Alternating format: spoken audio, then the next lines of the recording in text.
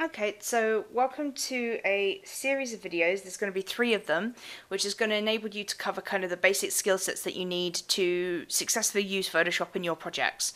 Now, our first set is going to be this eye, which has a false reflection inside it, which is someone reaching out to a young lady. And we're going to be using several different techniques, such as the crop tool, multiply layers, magic wand, magnetic lasso, and a few others. And that's going to nicely set you on your way. So we're going to get started on this. So most importantly, how do you start a project correctly? So to get started, we're going to create new. And when we're creating a new project, we need to think about what we are aiming to do with it. So in essence, a lot of the time, because now with digital media, it's going to be in a digital format. So things like being published on the web, whether it's going to be a large image, a small image, if it's going to be something which is minimum, which is 72 DPI. But as you noticed, the pixels per inch, or the PPI, is at 72 because this is a web standard. It allows graphics to be downloaded and maneuvered quickly through things like mobile devices as well as desktops and other devices that you use now to access in the internet and web pages. Art and illustration is a little bit different. It's a much higher pixel content because 9 times out of 10 it's either going to be on some kind of digital portfolio or it's going to get printed. So it's usually a much higher resolution, so much higher pixels per inch. And again, it comes in all these different varieties: posters, postcard, 2000 pixel grid, 1000 pixel grid. So the one we're going to be looking at today is print, because in my mind I think this particular image will be quite nice as a print. So I'm going to go for a standard A4 and I'm going to flip the orientation to landscape.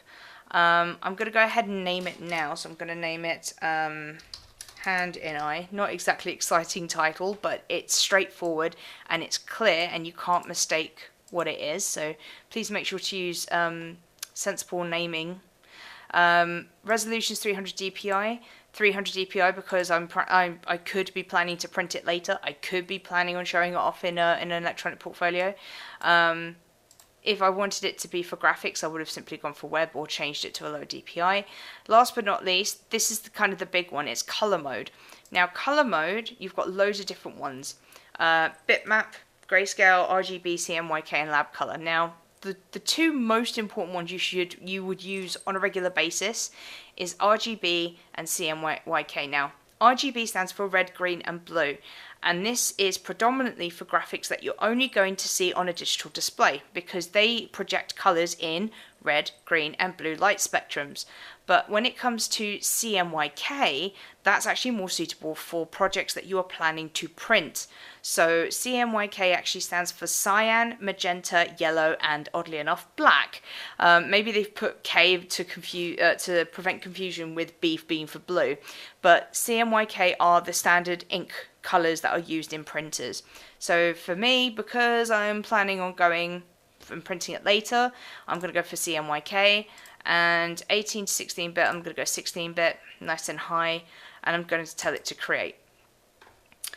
So there I go. I've started off my project correctly. As you can see, it's already got the title, Hand in Eye. It's confirmed it's in CMYK and that it's at 16 bits. And at the moment it's at 33.3 magnification because the canvas is going to be quite large because of the DPI. Usually the bigger the DPI, the larger the canvas you're going to be dealing with, but also the larger the file size. So higher resolution, bigger file size. Now the next step is I'm going to want to bring all my assets in and make sure that they are there ready to be manipulated. So first thing I'm going to do is go to File and Open. And I'm going to take a look. Now this is already set up to where I store my my files. So I'm going to go to the eye and open it up. It's going to open up in a new tab. And then I'm going to go back again. I'm going to open up my hand image. So there we go. So we now have our 2 images. Now first thing I'm going to do is I'm going to go to my eye and I'm going to go ahead up to Select and All. Shortcut keys for commands are normally found right on the sides. In this case it's Control A. And then I'm going to copy this. So on my keyboard I'm doing Control C, but if you want to copy, it's normally Edit and Copy. You'll find it up on there. I'm going to jump back into my main canvas and I'm going to Control V to paste, or in this case Edit and paste. And I now have my first one. When you paste something directly into the canvas, it creates a brand new layer over here in your layers. So I'm going to double click on the name and label it straight away. So I'm going to put I. You need to get into this habit. It will be a real lifesaver later on. The last thing you want is to have 20 layers all labeled layer 1, layer 2, layer 3, layer 4, and you have no clue what they are because the thumbnails are too small. So once I've got my eye, the next thing I'm going to want to do is jump into my other layer, and now I need to try and get just the hand and the face out. So how am I going to do this? Well, Magic Wand is a fantastic tool in order for you to quickly select things based upon their color range. So for example, if I click on the black, it selects everything that's black. But if I was to go into one of the shades of grey, say about here, it's only going to select that particular shade of grey or the pixels very closest to that shade of grey. Now, say for your particular project it's a little bit too sensitive, its tolerance is found up at the top. And you can change this. So if we want to make it a little less tolerant, so a little less sensitive, I would up the number to something like 50. And if I deselect this, I'm going to do Control D on my keyboard. So if I deselect this and try it again, so the exact same spot, you're going to see now it's actually grabbed a lot more of the image, even though the colors to our eyes are completely different, and that's because the tolerance is quite high. So if you ever want to remember, just think of it like having a thick skin. So the thicker the skin, the less sensitive it's going to be. So in this case, I'm going to put it back down to, I think it was around 10. I'm going to deselect, and let's retry this again. So this time I'm going to go for black. It's just a lot easier, a lot cleaner to select everything I need. And then I'm going to select, I'm going to inverse the selection. And what that means is it's going to swap it round. So instead of it focusing on the black areas, it's going to focus on anything that's paler or on the opposite side of its borders. So inverse, you can now see the spotted border around the edges disappeared, and it's now just focusing on the hand and the face and a little bit of the highlight detail here. So now that I have this, I'm going to edit and copy. And I'm going to jump into my new canvas. And I'm going to paste. Now, as you can see straight away, it's created a new layer. So here we go back. And this time I'm going to label it hand. And we have all of our elements ready to go. Now, because we have our elements, I'm not really going to need these now, so I can close these. And because now we have all our elements, I'm now going to go to File. And I'm going to Save. And it's going to ask me where I'm going to want to save it.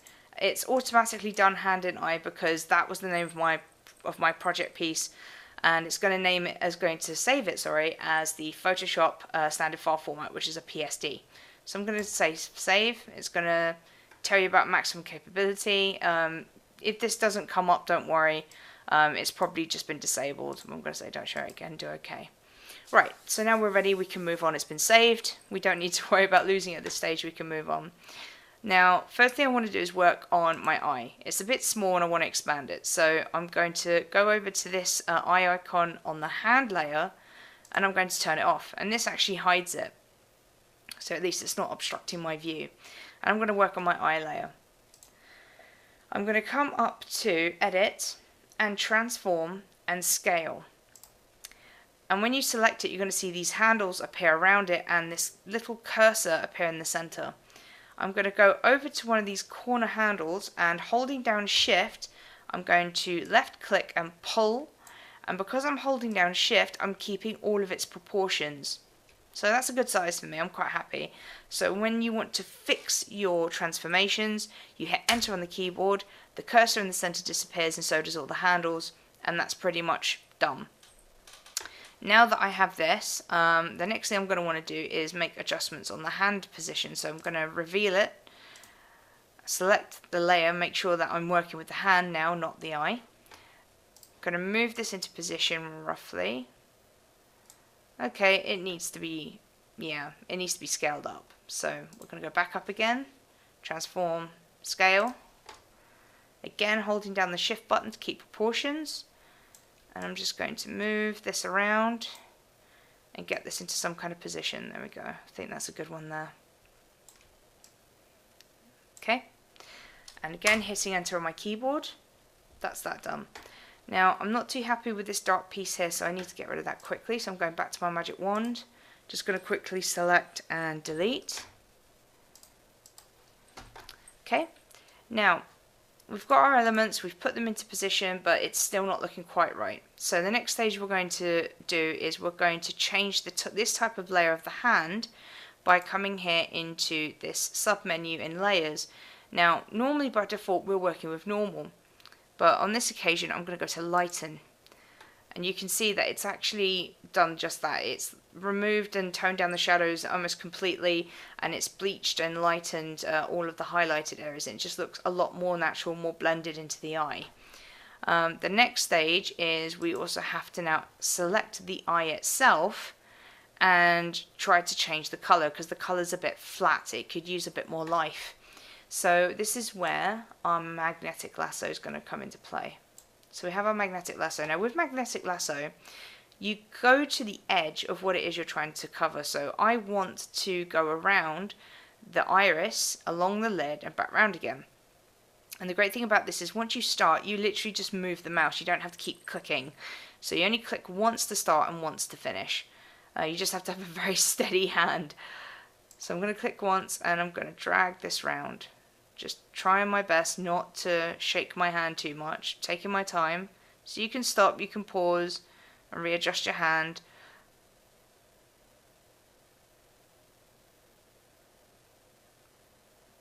Oops, okay, it's running out of space on my desk. Just coming around to the lid. And you can see that, based upon its settings, which are up in the top menu, there you go, and I click. Based upon these settings here, such as there's a feather boundary, the width, the contrast, frequency, which is the frequency how many times it should make anchor points around as you're going around, you ended up with this kind of shape. Now, if you're not happy with its accuracy, you can just experiment with these settings up here. You can always revert them back, so you don't ever be afraid to kind of experiment. But this is good for our purposes at this stage. Now, remember, I'm still making sure that I'm working on the eye layer, because what I'm about to do next, I need to make sure not to make a mistake. So yes, I'm on the eye layer. So now with that iris selected, I'm going to go over to my image, and I'm going to go over to adjustments, and I'm going to go to levels. Now, levels is a really cool little device because you can actually tweak individual spectrums, and they also have like presets which you can use, like increased contrast, and you can see already just from selecting that the pupils really popping. The colors have all been given a little bit more vibrancy. You've also got increased contrast too, so again it really focuses on shadows. It goes on and on and on, so you can do a lot of different things. But I'm going to go back to default because the only thing I want to do, I don't want something that dramatic, I just want a minor switch. So I was focusing on the cyan spectrum and literally controlling these. So you can see how, if I go really dramatic, I could pull it right over and it just absolutely saturates it with cyan, makes it super blue, but that's a little bit too blue for our taste. We're not trying to go for that, we're just trying to give this eye a little bit of life, but nothing too dramatic. So about there I think is decent. So let's go for about that. The other thing I'm going to do as well is I'm going to go back into image and adjustments, and this time I'm going to go for hue and saturation. And again, you've got all these different presets that you can use.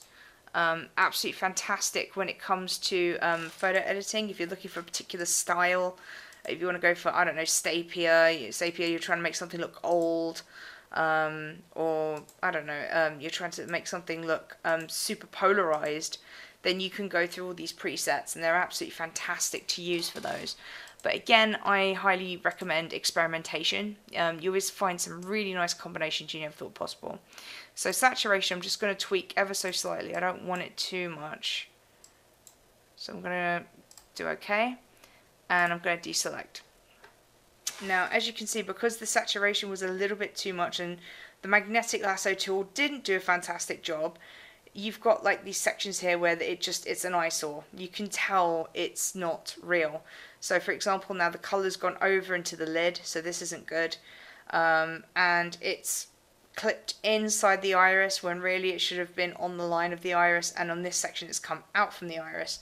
But the actual colour adjustment itself is actually quite nice. It's a nice shade.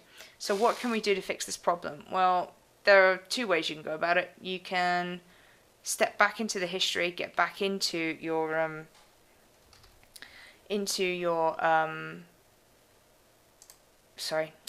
steps, and you should be able to step back to when you last did your last movement. So going over to window and history will allow you to see quite literally your history, everything that you've done. So at the moment we've just deselected, but we did hue and saturation levels, we had the magnetic lasso, blending, we did all of these steps, and what we want is to go back into the magnetic lasso. So as you can see, it's jumped straight back into this, just to the step before the magnetic lasso. I can also jump forward to levels after the magnetic lasso. I can go into hue and saturation, I can come right back up. So just from doing this, you can also see just how much nicer the colour pop is. It makes it really, really sing. But yeah, it just needs a little bit more tweaking. So we're going to come back into magnetic lasso and try and do this again. So there we go. So we now come back into magnetic lasso. So that's taken us back into the point before we had all the issues. And we're going to try this again. But there's also another way that we can select this. Over here we have quick mask mode. Now quick mask mode, and it's still containing the mask that I did from previously. Quick mask mode is exactly that. You create a mask using any kind of paint or stroke tool.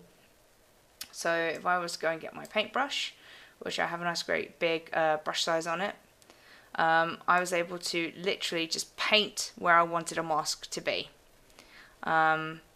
Anything that's covered by the red is masked out and protected. So, you know, for example, if I wanted to change the color and saturation again, everything that isn't red would be affected, everything within the red would be protected. Now, if you've ever made a mistake and gone, hang on, I've painted a bit too much, what can I do? It would be exactly the same way as if you were to erase a mistake. You would just get the eraser and move your way backwards. So that is kind of one of those things that you can do as well. So I'm going to very crudely come around here and see if I can get this masked out. Now the good thing is you don't have to stick with a paintbrush, and paintbrush sizes can be manipulated up here, and this goes for erasers as well, because erasers are treated almost like paintbrushes now, so you can use that too. You can use your navigator. So if I go to Windows Navigator, you can control your zoom from here and actually navigate around the screen. It just makes life a little easier. And I'm just going to very crudely and very quickly paint over this. So that's a little bit too big as well, so let's try that. There we go, much better. Okay.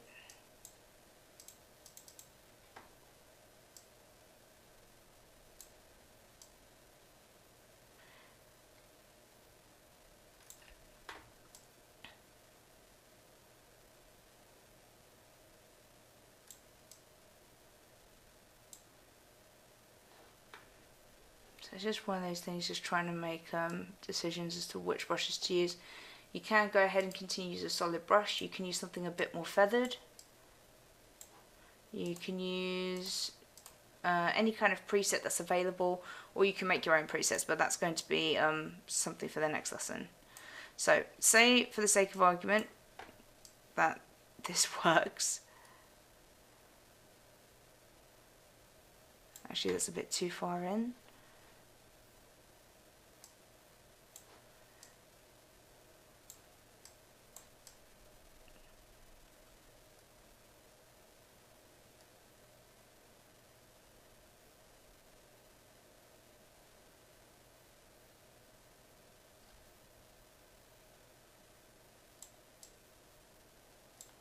Okay, so nope, it's not perfect, but I'm just going to show you the end result. So once you've actually manage to finish masking out your area, and I'm going to zoom out a bit so you can see better.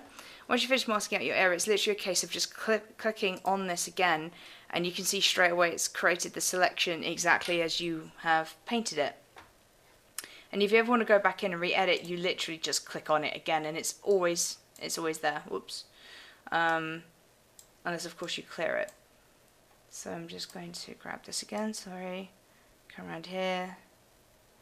Very crude, but we need to move on. So come around. Okay, so there you go. Nice selection. Now from here being selected, we're going to go back in and do the same thing again. So adjustments. I'm going to do my levels. Going to go into my cyan. Going to make the adjustments for the blue. Not going to go so poppy this time, but I will make a slight adjustment with it. And then again, one more time, I'm going to go to adjustments, and this time work with the hue and saturation. And just work on that saturation just a little bit. Don't want to overdo it. There we go. And select and deselect. Okay, so that's a little bit better. Again, you still have this this issue here, but this comes with being patient and taking time with your selections. So we have now our ghost image here with the hand. We have our eye. Now this image is a little bit too sharp in comparison to, say, the rest of the reflections where it's a bit more blurred. So again, we're going to now, I'm going to get rid of this. I'm going to select the hand, and we are going to go for our blur tool.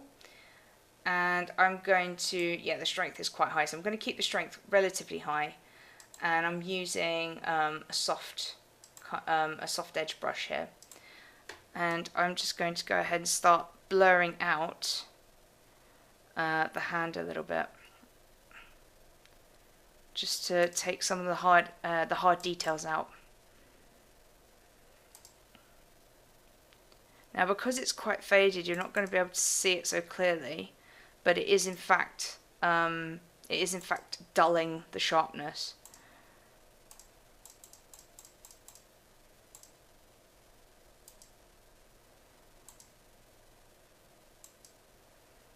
Which is what we want. Okay. Almost there. Alright. So now that we've done this, I'm just going to move it slightly down to about there. And this could also use, where is it? There we go. Just going to slightly smudge it as well on the edge. Just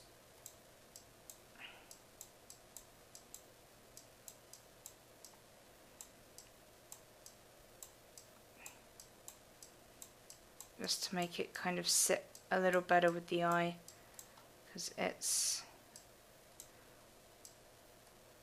there we go.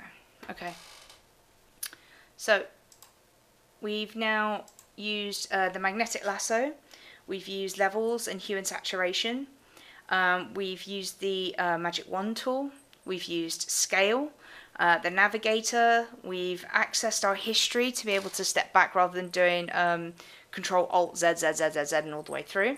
For the final part, because the image, when we have finished with it, we want to be able to crop it, because as much as it looks a bit like a wide angle Polaroid like this, I personally don't want it to be this way. So this is where the crop tool comes into play. So I'm going to hit the crop tool, and straight away you can see the crop handles appear here and here, and it's just literally a case of pulling them into position, and they do snap to the edges of the image, the first image it comes in contact with, just to kind of help things along. And you also have the rule of 3 grid lines, which will also help you to kind of artistically measure up how to position things. Once you're done, it's the same deal. You hit enter in order to fix the transformation, and in this case crop the image. So there's my image. I'm happy with it. I've done my work. I now need to save it in the correct file format. So first off, I'm going to save the original Photoshop image, but Photoshop images are not always accessible to everybody, so this is where the next part comes in. I'm going to go to File and Save As. And now I'm going to start looking for the correct file format. So in this case, I'm going for a JPEG. So I'm going to name it JPEG. And I can even do something just to help with defining what it is and put final. So hand in iFinal, and I'm going to put save. It's then going to ask me about image options. So it takes into consideration file size. If you want a small file size or if you want a large file size, and the quality will be affected because, as I mentioned at the beginning, higher resolution, larger the file size, lower resolution, lower file size. So the smaller you make the file, the more you're going to lose resolution, the more grainy it becomes, and the less sharp it will be. Because I want this for print, I'm going for maximum, and I'm going to click OK. And there you have it. So this will be your first set of projects out of 3. Which will continue to go over another set of skills. So the next one we'll be doing is image manipulation of your own face. So make sure you have your cameras ready.